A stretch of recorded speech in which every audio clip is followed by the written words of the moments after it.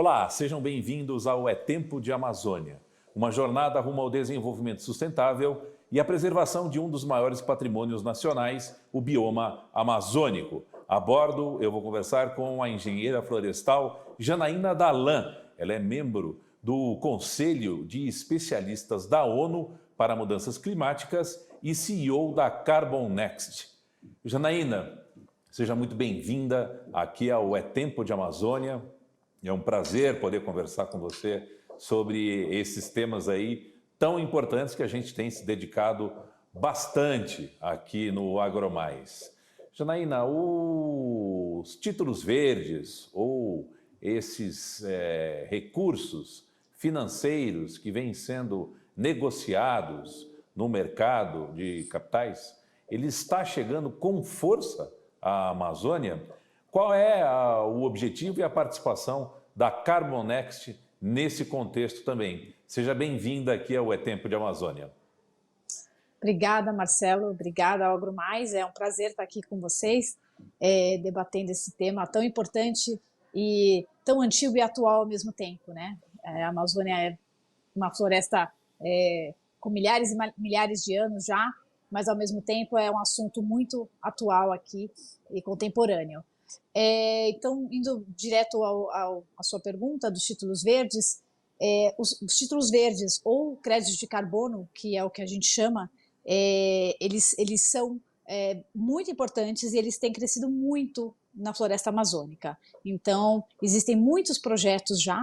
A Carbon Next, a gente já desenvolve esses projetos há mais de 10 anos na Amazônia, mas o momento é muito favorável. Então, a gente tem muitos projetos novos, inclusive da Carbon Next também. A gente já tem mais de 1 milhão de hectares da Amazônia sob proteção e gestão, gerando esses títulos verdes, né? Esses créditos de carbono que são utilizados para compensar emissões de empresas que querem ser carbono neutro, como eles chamam, né? Eles falam que fazem os seus pledges, que a gente chama de neutralização de carbono, fazem sua lição de casa. Então as empresas elas calculam sua pegada de carbono, entendem qual é a emissão dela no mundo, né?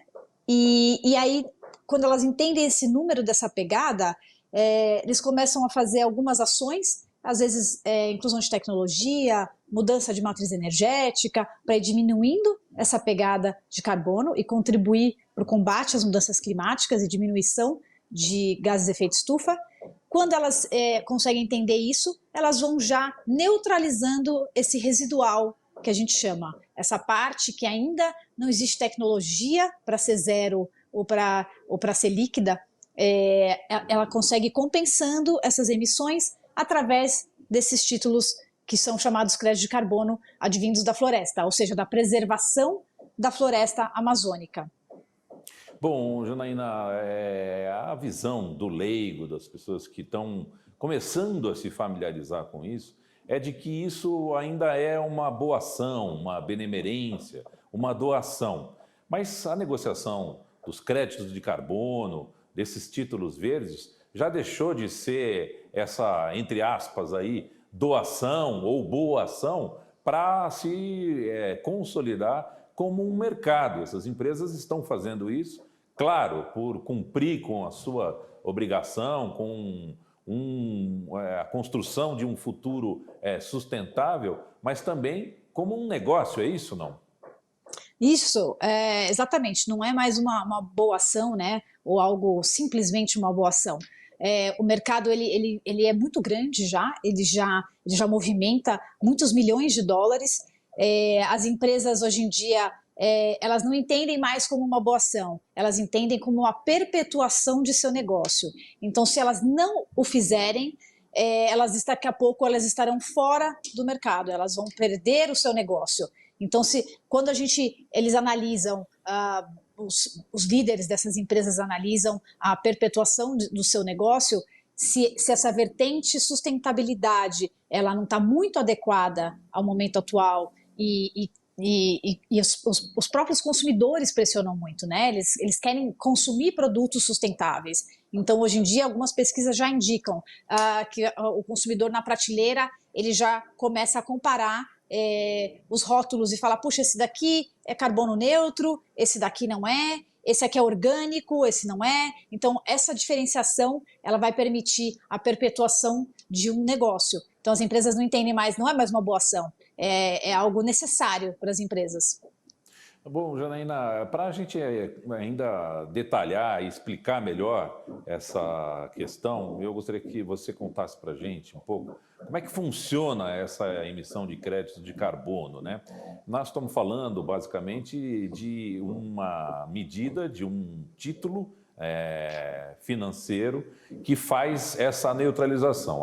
Uma empresa e a gente mesmo, no nosso dia a dia, no dia a dia da empresa, ela, nas suas atividades, produz gases de efeito estufa, ou que acirram o problema do aquecimento global, né? Essa é a economia ainda muito calcada no carbono, né? Na emissão de carbono. Para essa neutralização, é criado, então, esse título, esse crédito de carbono. A empresa vai comprando um pouco desses carbonos que ela vai emitindo ou jogando na atmosfera. É basicamente isso, certo? E como é que é feita essa neutralização por meio da compra desse crédito?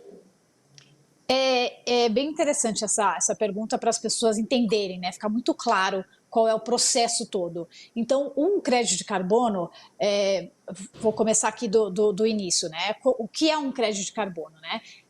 Vou falar aqui de um crédito de carbono, ele é 1 tonelada de CO2 equivalente. Então, um crédito é 1 tonelada de dióxido de carbono.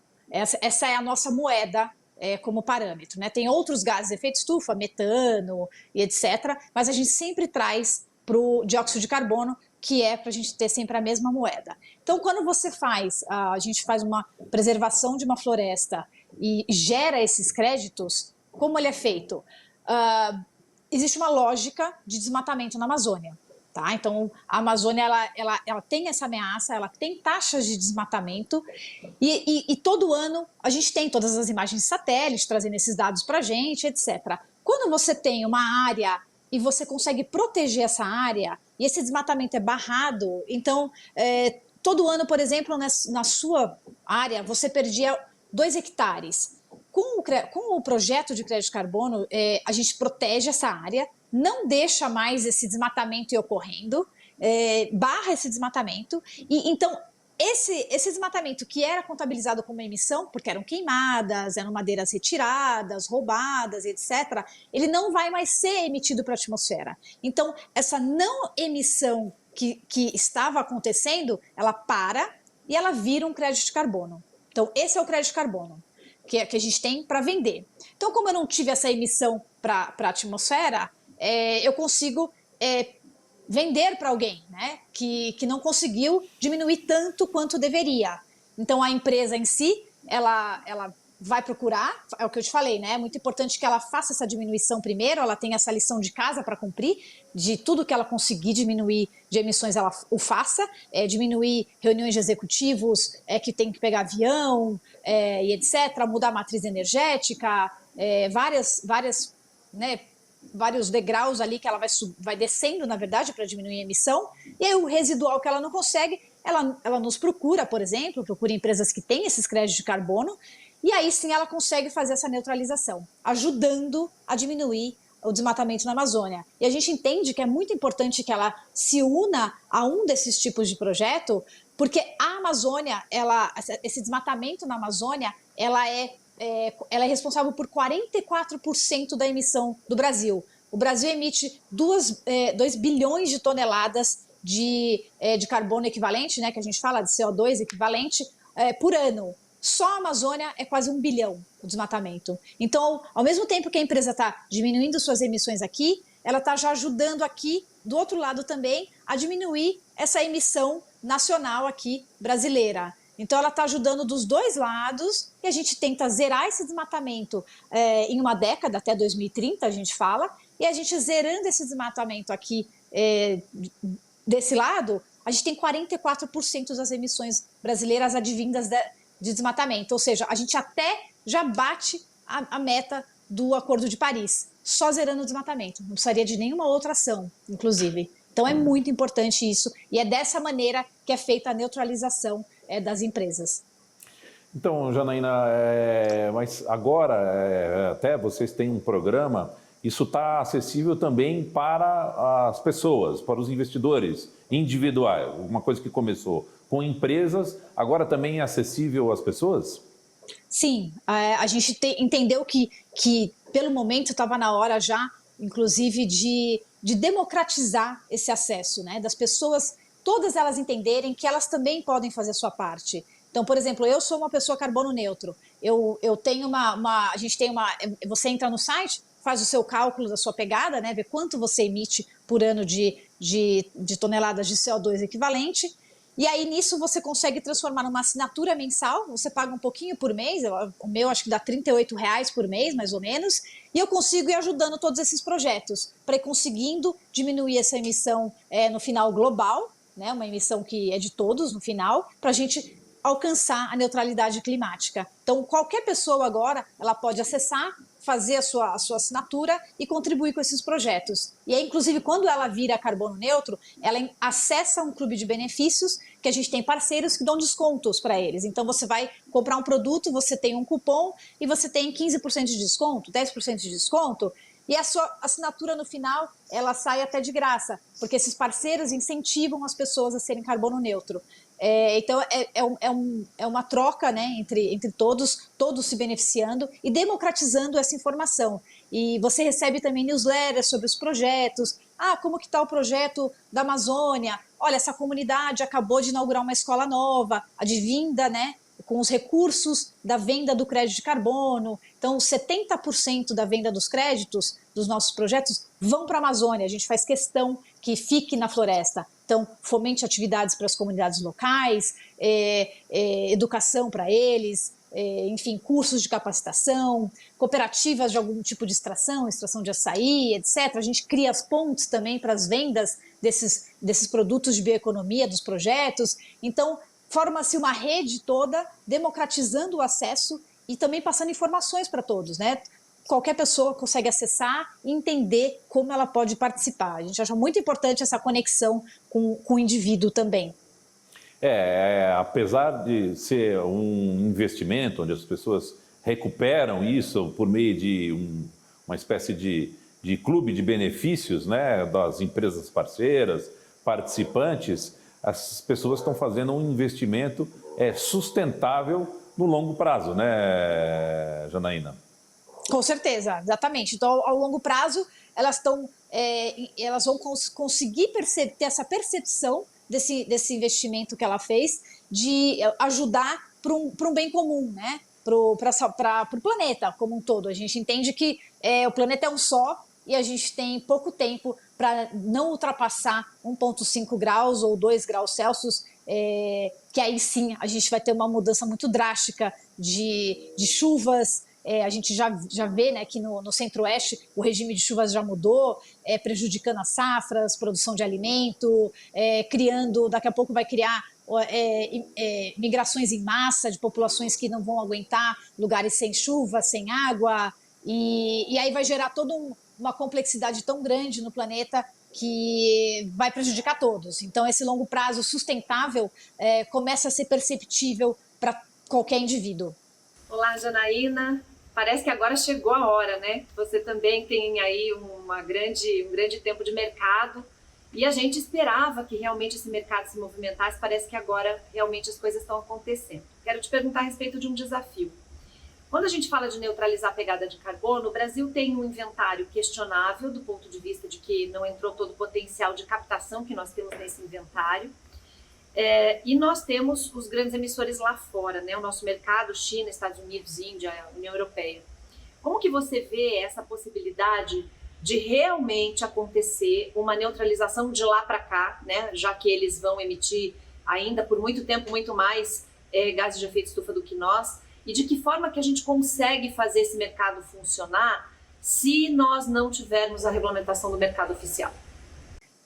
Você tocou nessa parte da neutralização, que na verdade é uma neutralização mundial, né? A gente tem China, enfim, Estados Unidos, mas a atmosfera é uma só. Então a gente consegue já vender essas nações, né? A gente consegue vender para empresas da China, empresas da Europa e etc. Então, o mercado como um todo, globalmente, ele já acontece, tá? Ele é internacional.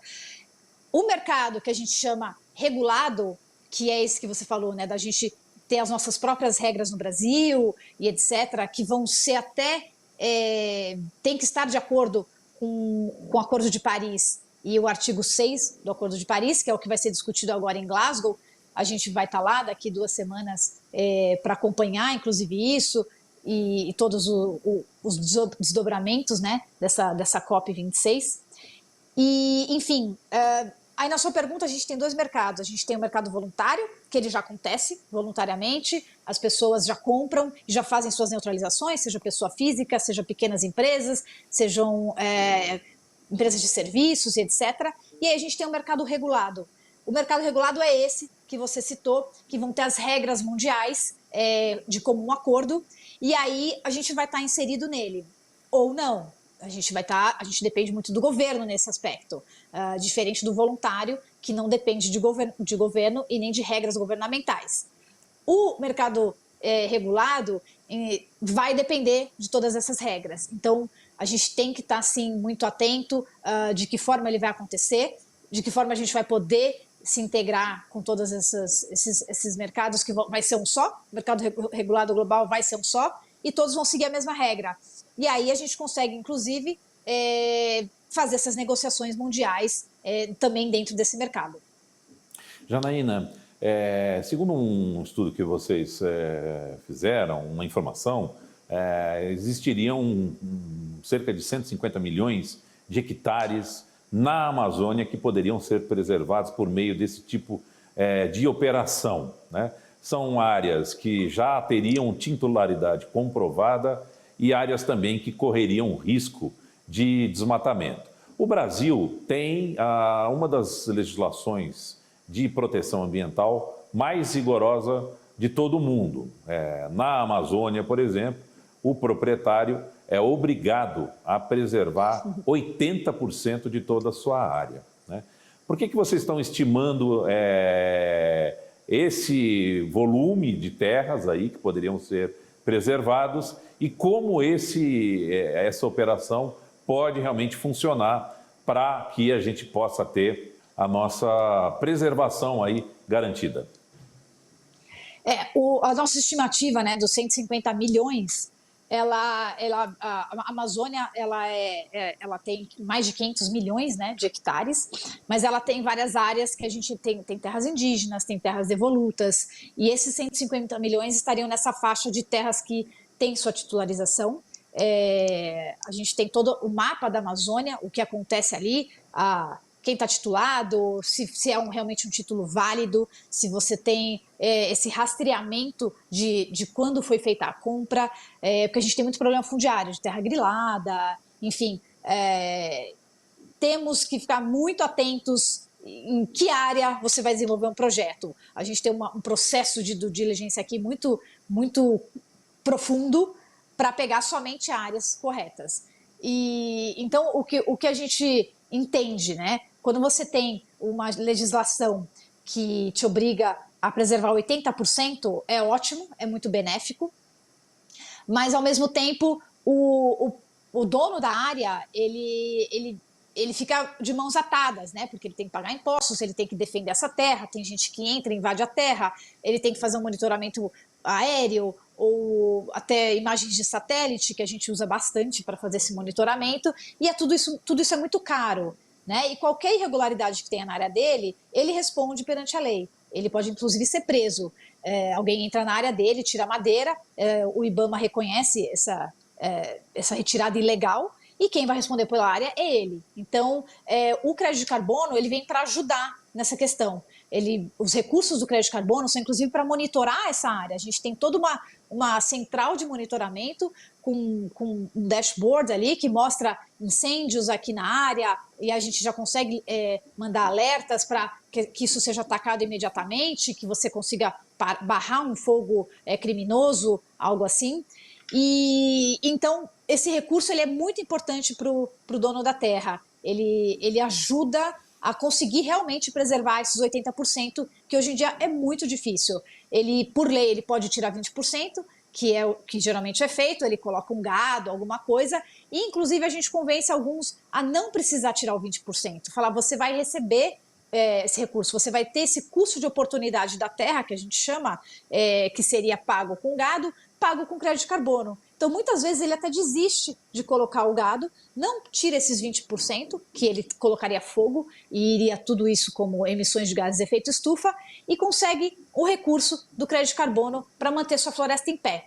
Então, essa importância de entender também o lado do dono dessa grande área é muito importante. Ele está ali também, como todos nós, tentando sobreviver, pagando imposto, né, tentando tirar um recurso da terra, preservando, tentando tirar gente que invade a área, enfim, todo esse contexto ele é muito importante para a gente entender como a gente pode ajudar e fazer de uma forma benéfica para todos. Esse é o ponto crucial, né, Janaína? Porque nós estamos falando da Amazônia, que é uma área vastíssima, praticamente a metade do território brasileiro, né? E esse ponto é muito importante porque quando você tem a titularidade já comprovada, em ordem, você consegue fazer essa fiscalização e a responsabilização se o proprietário estiver permitindo ou mesmo realizando algum tipo de desmatamento ilegal. O problema é que na Amazônia ainda existem muitas áreas não tituladas, onde não é possível responsabilizar ninguém, porque não tem propriedade, não tem proprietário, então essas áreas acabam invadidas e, em geral, desmatadas de forma absolutamente ilegal. Este é um grande problema lá na Amazônia e essa operação que vocês montaram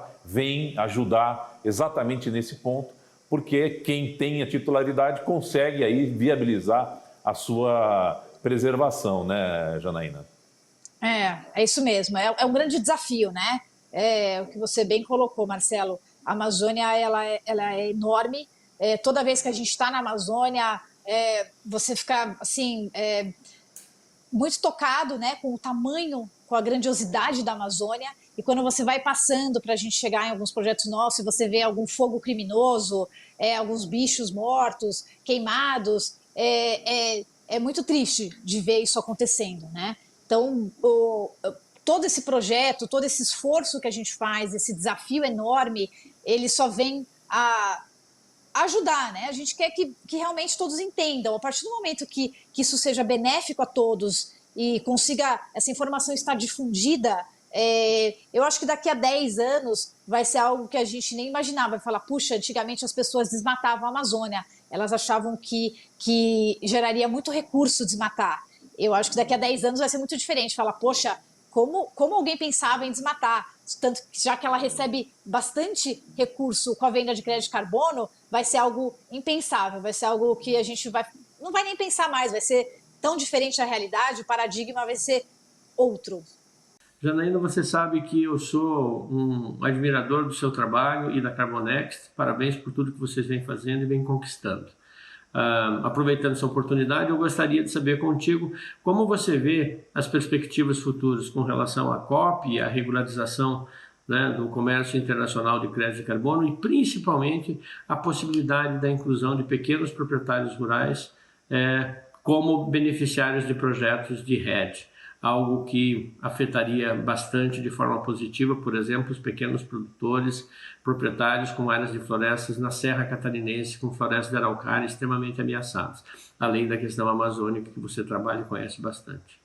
Quanto às perspectivas da COP, a gente vai estar lá para acompanhar essa possível regularização do mercado mundial, que a gente chama do mercado regulado mundial. Eu tenho grandes expectativas, acredito que vai dar certo, que a gente consiga chegar a um senso comum. Eu acredito que desde o começo desse ano, o Biden, né, o presidente dos Estados Unidos, ele trouxe todas as grandes lideranças mundiais para a cúpula climática em abril e começou a mostrar essa importância das metas serem mais agressivas, de todo mundo cooperar conjuntamente, os Estados Unidos voltando para o Acordo de Paris, que tinha se retirado. Enfim, as perspectivas são boas, mas a gente depende de muita vontade política.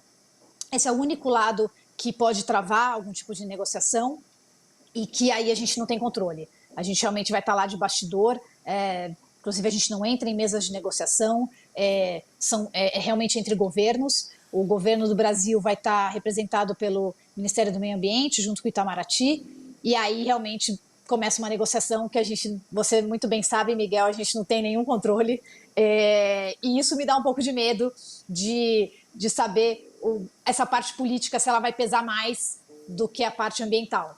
Enfim, vamos ter que esperar para ver, a gente acompanha de lá, e inclusive eu espero que essa regularização do mercado mundial, do mercado regulado, ela siga os preceitos e dos artigos que a gente tem, artigo 6.2 do Acordo de Paris, e realmente a gente entenda e chegue a um senso comum e consiga que todas as nações sigam esse mercado global. A parte que você falou de proprietários rurais, pequenos proprietários rurais, eu concordo com você, eu entendo que quanto mais a gente atingir a pequena propriedade, mais perto a gente chega de um sucesso mundial.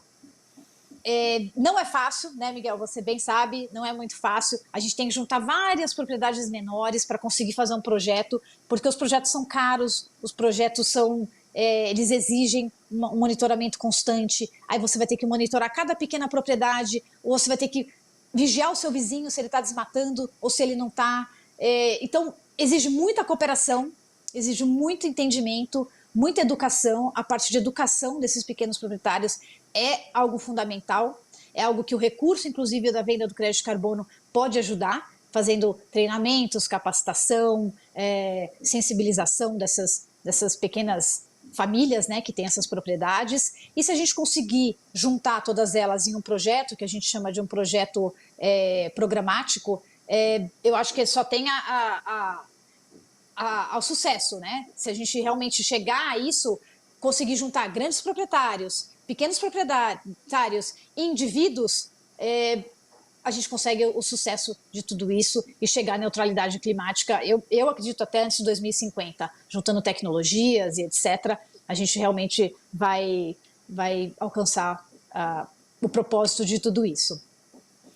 Excelente, e a gente vai aqui abrindo espaço para esse tipo de discussão, de debate, de informação. Sinta-se totalmente convidada de forma permanente aqui no AgroMais a trazer esse tipo de visão e de informação. Janaína, muito obrigado pela participação no É Tempo de Amazônia hoje. Obrigada, Marcelo, agradeço a todos. Samantha, Miguel, foi um prazer estar aqui com vocês, fico à disposição permanentemente.